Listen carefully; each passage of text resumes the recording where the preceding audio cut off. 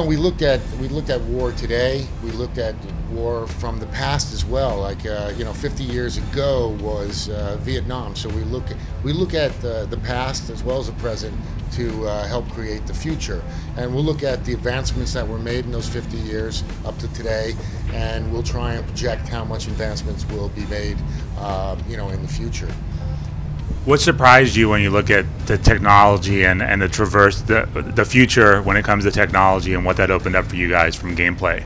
Yeah, I got to tell you, we've had 3 years to focus on this game, and that gave us an incredible amount of time to do research. And the technology of tomorrow is more advanced than you're ready to believe, right? We are seeing things that are battlefield ready that'll blow your mind. It really felt like science fiction when we started this game 3 years ago, and today we know it's going into action. So Darton sold the Exoskeleton. We know that's here.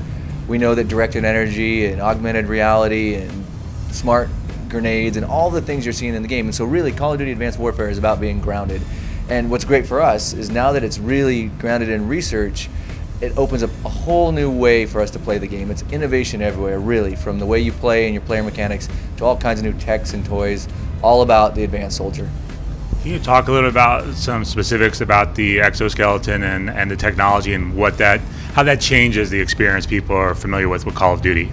Sure. I mean, we call the Exoskeleton the game changer. That is the heart and soul of the game, the character who's the advanced soldier. And first of all, we have the boost jump. And the boost jump will change the way that we not only design the levels, because it's about verticality. It's about jumping higher and getting to places we haven't been able to get to before. So right away, we're changing the way we design. The look and the feel, the levels will be different. On top of that, we have the mag gloves, we have cloaking, and we have the exo grapple, and the way the player dodges and moves. And on top of that, we have even an exo upgrading system. So during each level, you're going to earn some points, and at the end of the level, you'll be able to choose whether I want to be stronger or faster or reload and things like that. You guys also have some cool new vehicles. Can you talk a little about what you guys are showing from that, and also the fact that these are off the rails?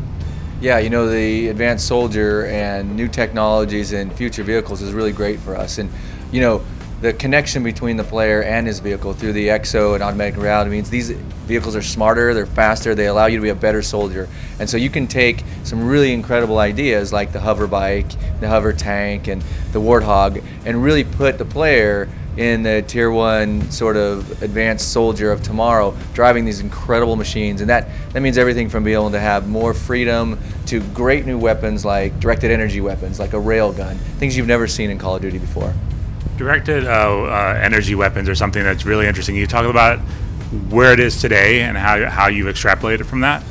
Yeah, I mean it's something that we've seen and heard. I mean, we had one of our guys came back from Iraq, and he said to us, I was on the roof of a building, and they showed me. A guy said, "Come over here to check out this new weapon," and he pointed it at somebody that was, a combatant, and just knocked them off the ground with sound. And so we're doing it with lasers, we're doing it with sound and heat and things like that. And these are things that ripped right from the headlines. You just mentioned guys that come back from Iraq. Can you talk a little bit how you've worked with Tier 1 and actual soldiers in putting this game together?